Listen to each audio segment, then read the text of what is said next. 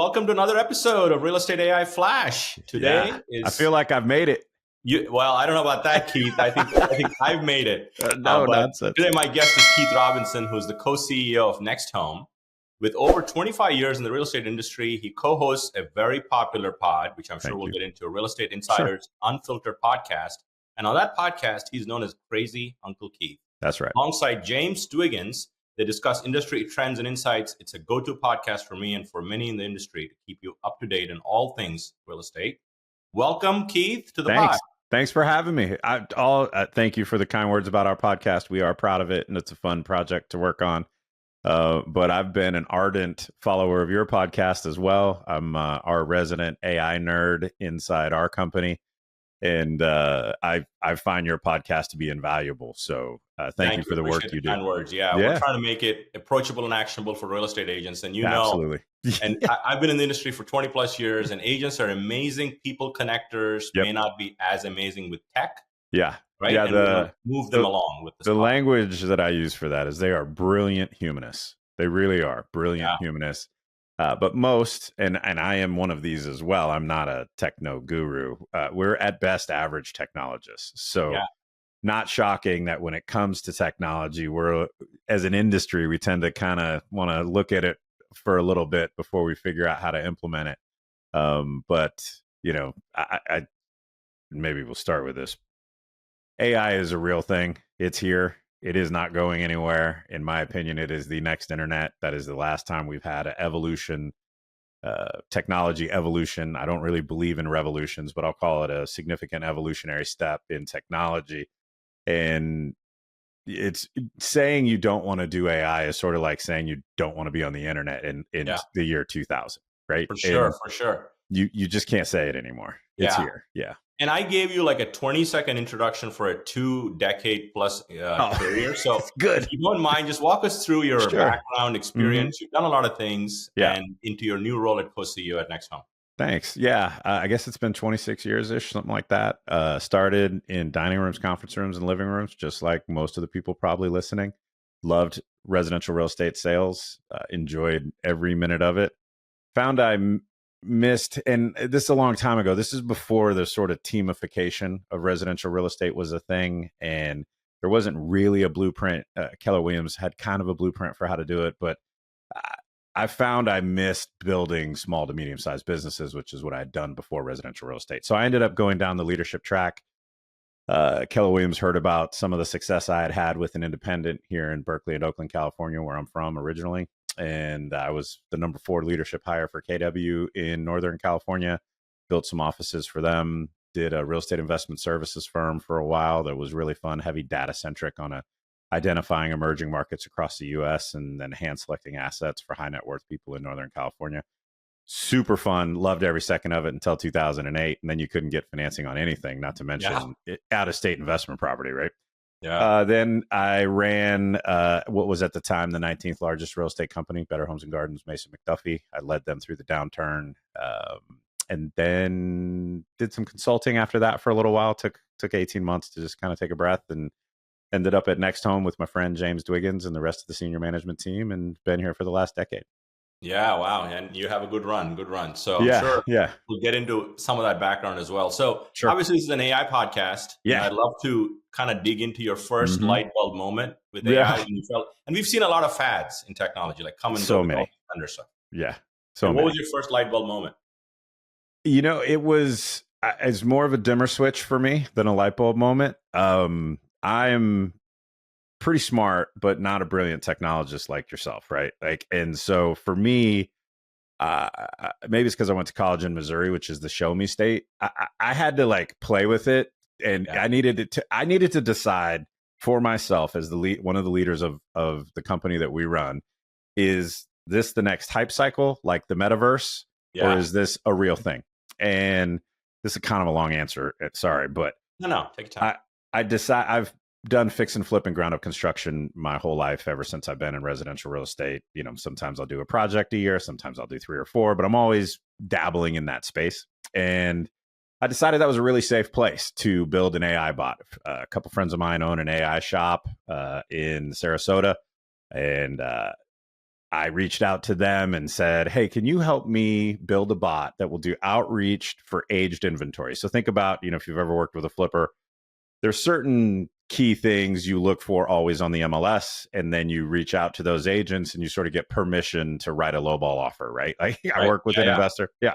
So that felt like a really safe place for me to go play. And if the AI made me look like an idiot, it was a sort of contained environment, wouldn't harm the company that I run on a day-to-day basis because it's not going out into the wild with agents. So it felt like a really safe place. They had an online lead follow-up bot. So they did already have a bot that was good at talking to purchase leads about properties. So it was easy to retrain. I just had to teach it how to talk to agents about their listing properties, right? So took that bot that they had, retrained it for a couple weeks, downloaded some properties that have been on the market for 60 days or more, and just sent it off into the wild to see what would happen. And the reason I say dimmer switch is I had to go through all that to get to my light bulb. After the first day of the text going out, I immediately went from skeptic to convert. And my bot was having great conversations with real estate agents, giving me tons of information. And I went from having to make these 40 phone calls to clearly identifying the 5 agents that would be interested in getting an offer for my investment company. Yeah. And we wrote the offers and off they went, and none of them got accepted. But the next week we had another 40 that we pushed through. And now it's a regular system that we use to identify and secure fix and flip and ground up construction projects in Northern California.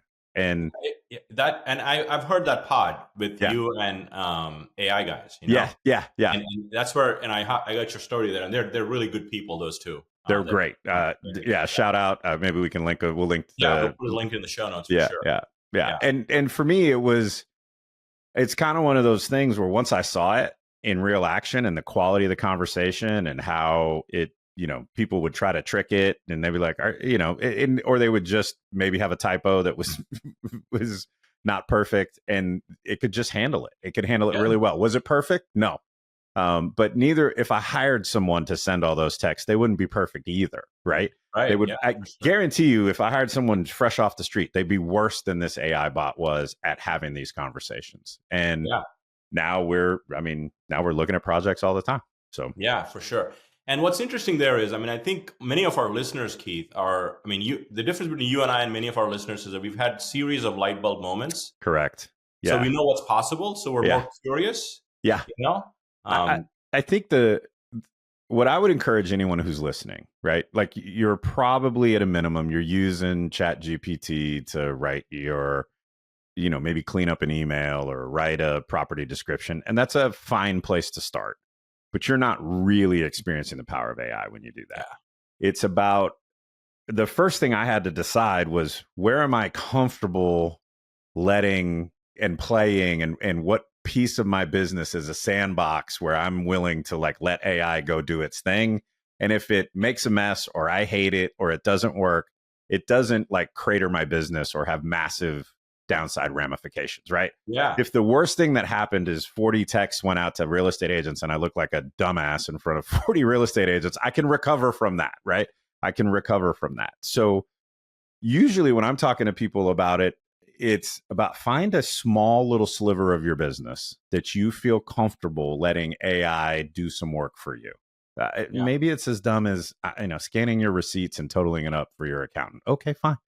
Yeah. Start somewhere super dumb. For example, for our company, we had our national convention. I guess it was last week. Feels like 2 weeks. Yeah, we were in New Orleans. We had a great time. Well, we built Nexi, which is an AI bot, a conference AI bot. That it was just answering all the questions that, what time does tomorrow start? What's the dress code for the happy hour? Find me buyers. I'm working with buyers. Are there any buyer breakouts today? Yeah. And it did wonderful. It did great. One guy asked it out, which was hilarious, right? Wanted to know if she was single. But that's a really safe place where not everyone in my company is gung ho as on AI as I am. And so I have to find these little pools where they can have an experience. And then to your point, you have this experience where you're like, okay, dang, that was pretty good. Yeah. What else could I do? You and I are at the what else could I do with this? Yeah. But for anybody listening who hasn't started yet, find a safe place in your business to play. Yeah, no question about it, Keith. I mean, I've been tracking my use of AI in specific things. Our roles are different. I mean, anytime we sit in front of a computer, I've basically asked the question, can AI help me with this? What I'm about to do? Right. And I've realized that 30% improvement in my productivity pre-AI versus post. And I think I'm still pushing the envelope. I'm not an expert by no means. I'm like a power user. Yeah, you're somewhere between power user and expert. I think you're being a little too humble there, but I mean, we're on a journey. I mean, you don't know what's possible, right? So there's always like that piece of it. So that's a good call out. I mean, I think finding areas of your business that are low or no risk. Yes. Having an AI playground, I think is a great place to start. Yeah. You know, and you trust it more. And sometimes it's gonna fall flat on its face. It makes mistakes, and you don't want, like, don't start with an AI bot that's going to talk to your sphere of influence. That's a terrible idea, right? Don't start there. Don't do that. You've probably got 100 leads or 200 leads or maybe 2,000 leads that are sitting over that you're not working anymore. Well, go push those through an AI bot, a lead incubator bot. There's tons of them out there. I'm sure you have some. I know some. You're welcome to email me, but push those 200 leads you aren't following up with anyway.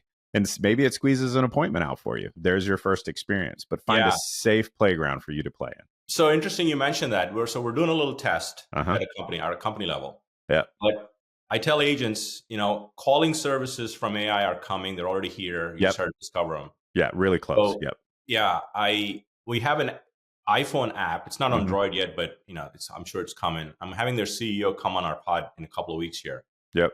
Called Simple AI. It's a personal assistant. Yep. And I had it schedule my call up to 4 spas in my area and schedule a pedicure for me, connected my Google Calendar, and it did it, and I didn't make the call. Right. So we've done stuff like that. So, but to your point, we're taking a bunch of leads that we got from our website years ago. Right. That we don't have the manpower to follow up because for some reason, they were inactive, or in lead game, they were marked dead. Yep. Right. And or you AI call them and see if they can warm them up. Or more importantly, you didn't mark them dead and they pop up all the time and then you just snooze them for another month. Right. True. And, like, you have some area of your lead flow where you have dropped the ball. Everyone does. I did too when I was selling. It's not a judgment. So take those, again, whether it's leads or whatever. We're working on behind the scenes open house AI bot, right? Yeah. That does some post visit follow up to strengthen the connectivity between the agent and the person. We're working on a bot that will. I have a franchise, so we're a franchise delivery system. We have a national franchise real estate operation, and the FDD is like a 150-page document that my vice president of sales has to go over with candidates every single time. Yeah. Well, I can build a bot to answer those questions. Maybe not as fun as she answers them because she's phenomenal at what she does, but absolutely with the specificity that she answers them. And if you take, if she's got 10 prospects that she's talking to and it takes a half an hour, well, that's 5 hours out of a month that she can go be with her kids or, maybe sell another franchise. That's my personal favorite. But whatever it frees her up to go do those more dollar productive activities. 100%. Yeah. So, we're living in an AI powered world. Yes. And everybody's using AI at some level. Some using it like you can recognize output, quality of output. Yeah. And I tell people, you're using AI well when nobody knows you're using AI. That's facts. Yeah, that's a great way. It's a great way to describe it. That's the journey we're on. Mm-hmm. But somewhere in here, our business is still human. Definitely. Right. And how does one balance like the human touch and leverage AI in their workflows? Yeah. That's a good question, which I will answer. I'll start with, I don't lose too much sleep over that. I lose more sleep of agents not doing it because their default is no one can do it like I can, and especially AI can't, right? There's no way AI could do what I do. Now, that's probably true in some instances. I promise I'm actually going to answer your question, but I'm more worried about people not plugging it in and falling behind and losing market share than I am about people plugging it in wrong. So I'll start there. Yeah. And then there's definitely the find the safe sandbox thing. You got to test. The other thing that I always talk to people about is, for some reason, when AI makes them, maybe it's because we've all seen the movies where AI is perfect, right? And so when AI makes a mistake, we freak out and we just are like, see, turn it off. I can't do this. Well, sorry, I hate to break it to you if you're listening, but you make mistakes sometimes too, dear listener, right? Exactly. And when you hire someone, they make mistakes sometimes too, dear listener. So think of it like a new hire, right? That's the best lens to look at it through. Is I just hired a brand new person, and probably on their first day, they're not going to be as good on their 151st day. But imagine you hired someone that would read everything you sent them, would study everything you asked it to. It never got in a fight with its significant other. It's not ever been hungover in the morning, right? Like that's the employee you just hired. And if you can put in the investment, the key is in the training, to answer your question directly. 100%. Spend time in training until you're comfortable. And everyone's level might be different. I'm a little more comfortable with go fast break stuff. I'm a little more comfortable with looking like a moron because fail forward fast. Yeah, that's I'm okay with that. I understand and respect. Many people I know, respect and love, don't operate that way. Well, that means you're going to test longer, and you're going to want to ask it more edge questions and have it make mistakes in that private area where you're letting it play. But don't not do it because you're worried about it. You just have to test more. You can find that safe place to play, build it until it feels like it's functional, and then let it out into the wild slowly. And then what happens, every single person that I have helped with this sort of ingestion of AI, or this sort of acclimation to AI, almost immediately after launching it, they shift, which you touched on earlier, which I think is a beautiful point, which is you shift from like this sort of, I don't know about AI, to what could AI do today, right? What could AI do? I'm about to do this task. Could AI do it for me? I have a friend who I did some, I'm doing some mentorship with him, and I'm a member of the board and of his company. And, he's starting a content company where he's got one bot that'll get headlines for regional and national news. Then he's got another script writing bot that'll write the scripts in 3 voices with a hook and a call to action, and it all just shows up in your inbox, right? Shout out Brooks Landry. I love what you're building. It's really special, right? So now he's like, well, can we do AI? Can we use AI for this? I'm like, well, slow down. Get a few clients first, Brooks.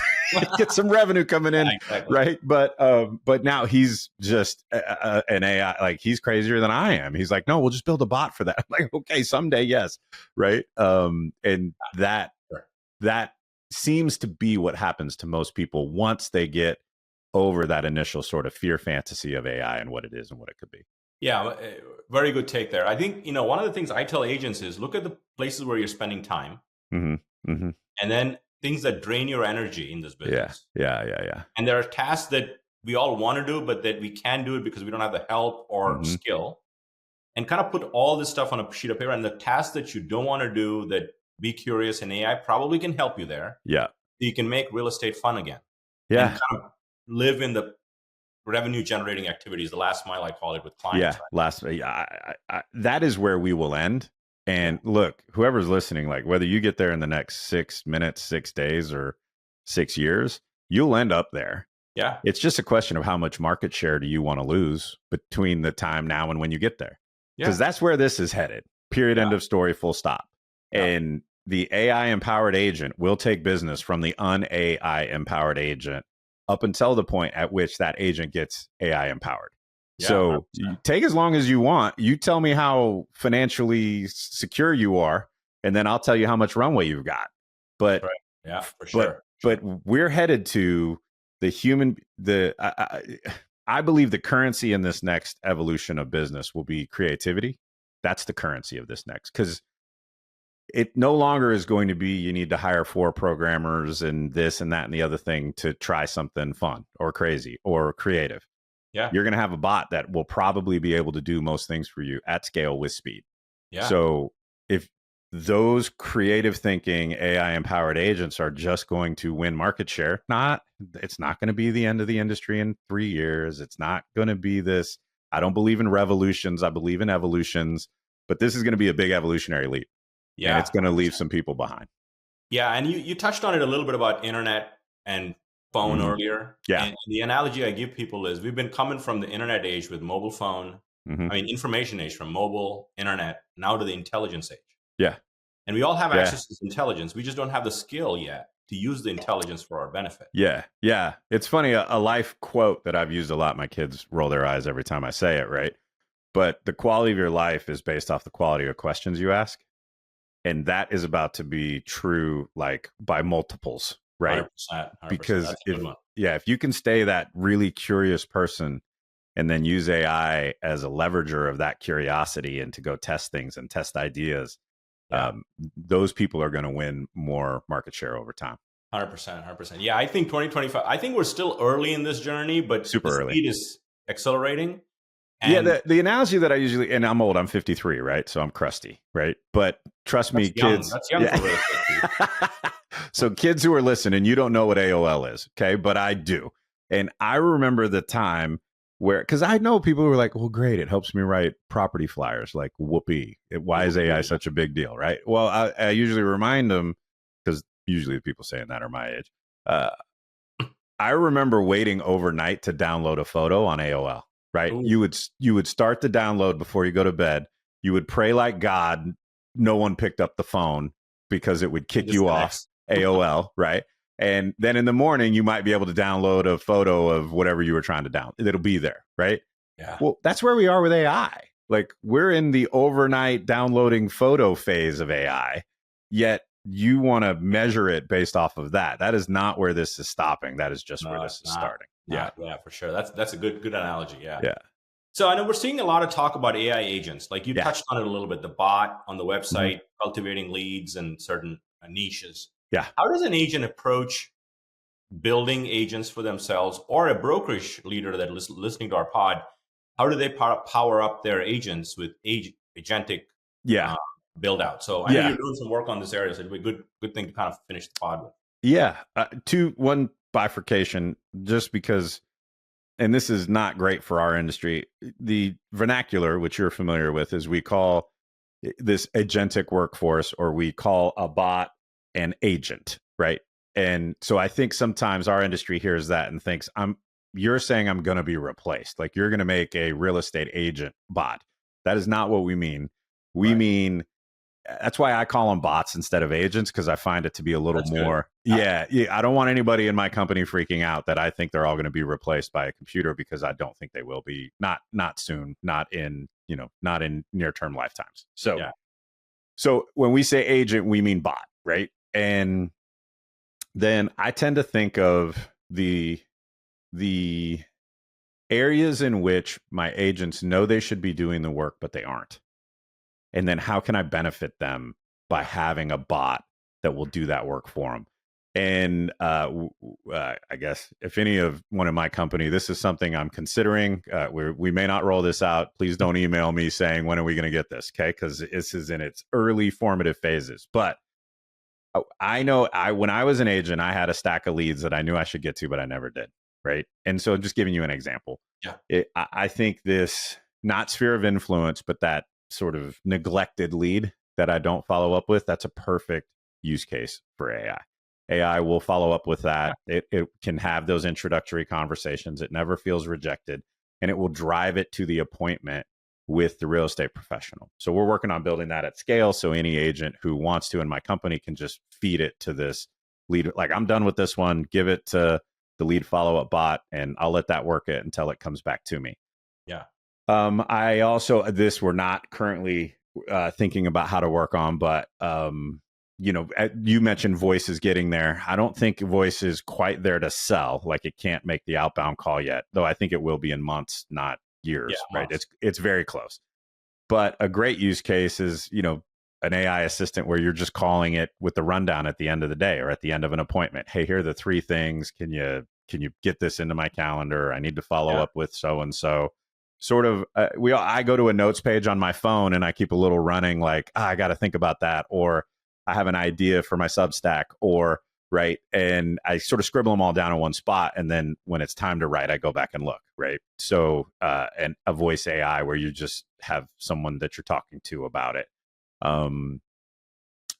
It's so hard to answer the question because it's so unlimited, right? The scope of work, which is why I try to look for someone's going to build. It won't be me. Might be you. Won't be me. Someone's going to build this sort of, I don't know, AGI, right? Like, so I think we get also distracted with what is AI? Because it's a bunch of different things, right? Yeah. When your Netflix says you might like this, that's AI. It's just a real sort of low key AI, right? Yeah. Most people think when we talk AI, we mean artificial general intelligence, where we all have our Iron Man had Jarvis, right? And Yes. give me my Jarvis. Where's my Jarvis, right? We're not there yet. OpenAI and other companies are trying to crack that code. Fine. Someday they'll roll it out. I can't wait. It'll be awesome. Yeah. Between here and there, you're going to have tools that you use today that are adding AI into it, or people are building AI tools that will sit on top of it. Yeah. And that is where I think you're going to experience AI for right now. So think about a problem in your business that you'd like to solve. Start with one that you're okay with it being silly and making mistakes and you're not risking your career or your reputation on it. Go wade into that pool a little bit and see what happens. And again, every person that I've taken through that sort of AI journey, before they get too deep into the pool, they're trying to figure out all sorts. Then it becomes what can't it do, not what can it do. 100%. Yeah, no, that's a great takeaway. To your point about AI agents, when we use that word, and I appreciate the clarification. Yeah. We launched a mastermind at where I work, and I'm doing like live sessions training them how to use AI. And I had to pick a name for this series. Yeah. I didn't want to go with AI Agent Mastermind to basically dodge that. So I flipped words. I said Agent AI Mastermind. Yeah, there you go. Yeah. Yeah. So I'm glad you clarified that, because agents, the human touch that's what our business is all about. You know? In a weird way, it really excites me.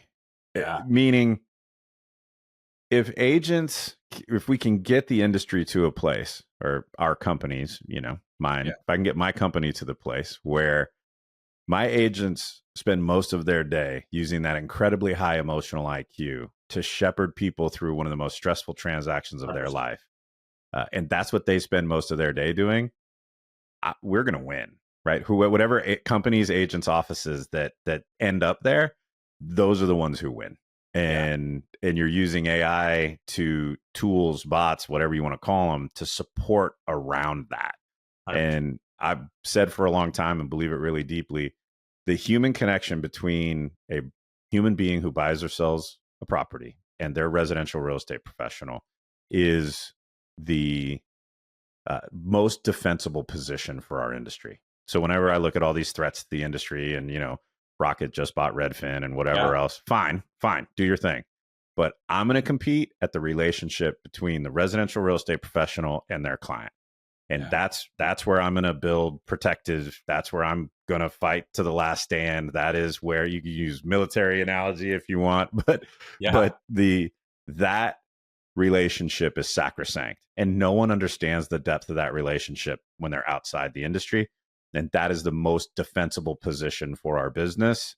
And that is where I'm trying to build AI moats and, all the other protections that I can in and around that human relationship. Yeah, 100%. I've always been saying, as this AI journey took off, is like, use AI to automate the ordinary stuff that you do. Yes. And I know it can do extraordinary things, but it'll give you the gift of time so you can actually go deep into the personalizations, the relationships to build the extraordinary stuff. Even if all you start with is, instead of going to Chat GPT when you think of it, just keep it up like you do a Google app, right? 100%. You always have Google just up and ready if you need it. I'll give you a dumb one. Like